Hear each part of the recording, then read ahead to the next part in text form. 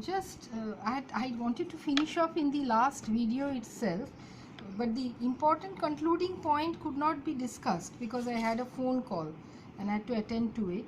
So the thing is that well, the minimum intensity, as we have seen, occurs along direction when the path difference between two corresponding points of the slit is an odd multiple of lambda by 2. So minimum intensity, the minimum intensity occurs when the path differences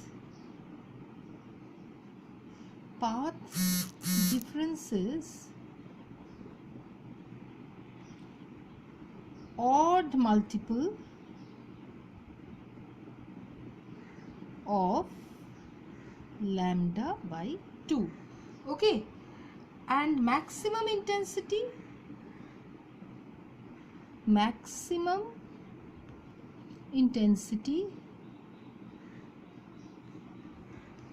occurs for path difference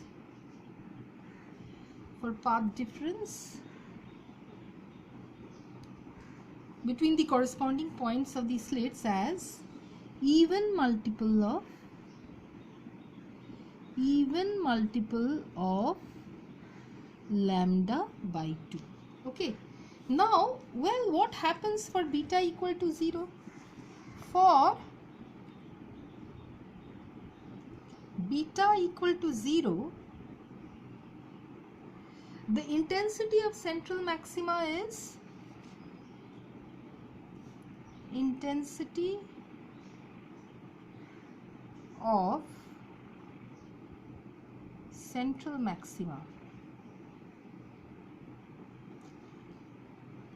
will be equal to 4I0, isn't it? Because cos square beta is equal to 0. Alright, where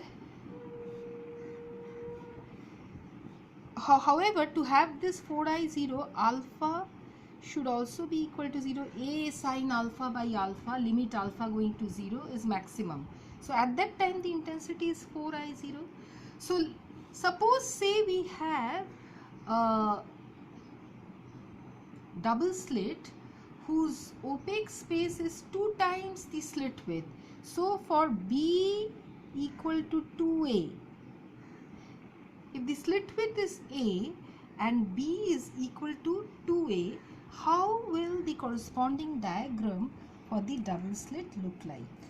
Let us draw that, because this is what you get for your exam, the diagram for the double slit. And why? So you see, okay, so what you have over here is the following. You have the central maxima, which is sharp, which is very sharp, like this. Okay, and then your secondary maximas of gradually decreasing intensity, like this. Okay. The corresponding minimas come over here.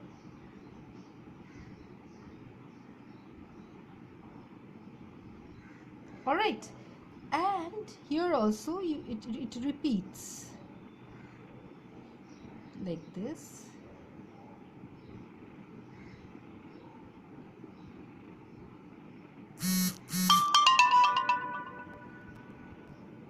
It goes on like that.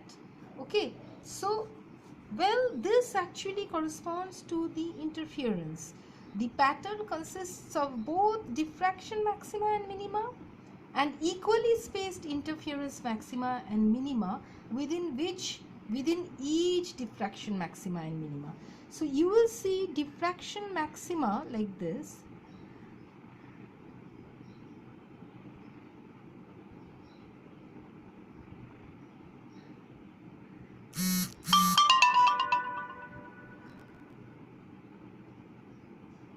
You will see it in your book. Okay, it's written, it's drawn in a very nice manner. So from the center, this is the center, this is the distance from the center, the distance from center, okay, on both sides, all right, and this gives you your intensity, the maxima. All right, so the outer envelope is the diffraction maxima and minima, within which you have your interference maxima and minima. The dotted curve outside, I have not drawn it dotted actually, the dotted curve outside is your diffraction maxima and minima, this one, the one which I have tried drawing outside, okay. The envelope outside is the diffraction maxima and minima. The spacing of the interference maxima and minima within this diffraction maxima and minima, this one, it depends on the values of A and B. That means whether A will be equal to B, whether 2A will be equal to B, or A will be equal to 3B, okay, B by 3, B equal to A by 3. So based on that, as we'll have further studies, but up till this point, whether it is clear or not, please let me know. Okay. What if you distinguish between, since I am having the opportunity of doing another video, okay, so what is the difference between single slit and double slit diffraction? So difference between single slit and double slit diffraction. Difference between single slit and double slit diffraction. What is it? Well, the single slit diffraction pattern consists of central bright maxima with secondary maxima and minima on either side. Okay, for single slit,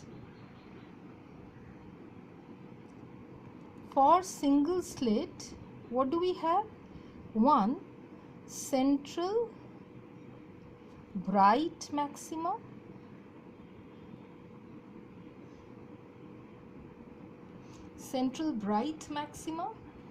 with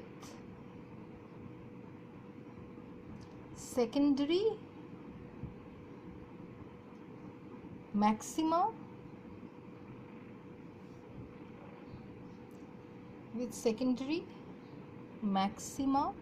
and minima on either side.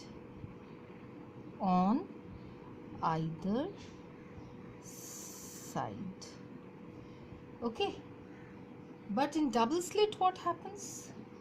Well, the double slit diffraction pattern consists of a central maxima which contains equally spaced interference maxima and minima.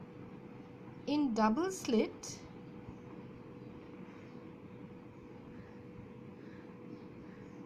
we have central maxima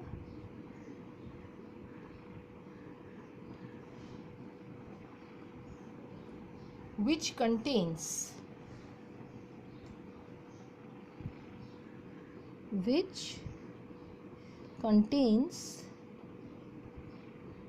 equally spaced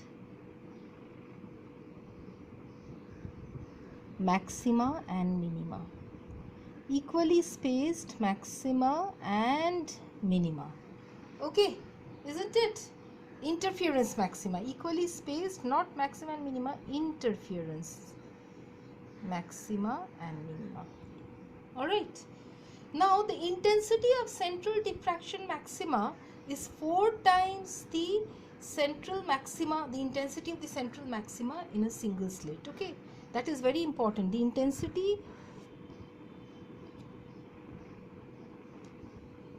it comes as an MCQ, of central maxima in double slit is 4 times that of single slit, is 4 times that of single slit. Okay, all right. So in a double slit diffraction pattern, the spacings of the diffraction maxima and minima depends on the width of the slit, that is A, and the spacing of the interference maxima and minima depends on both the width of the slit and the opacity B between the two slits. The intensity of the interference maxima and minima is not constant but decreases to 0 on either side of the central maxima. Okay, so this is again your point number 3. Okay, so this I'm just telling you all that I'm not writing that there is a dependence of the of the diffraction pattern. There is a dependence of the diffraction pattern on the slit width A, and the separation between the slits. In double slit, what happens? We have a slit width A and the separation between the slit is width is B. So if we keep the width A constant, the diffraction pattern will remain the same. And keeping A constant, if the distance between the slit centers is varied, the spacings between the interference maxima will keep on changing depending upon the relative values of A and B. If we change the slit width A, then again the diffraction patterns, the diffraction pattern will keep on changing. Okay, the spacings between the diffraction pattern will keep on changing. So this is what you have to remember. That is point number 3. The difference between the image pattern or the spectrum obtained in single slit and double slit. Okay.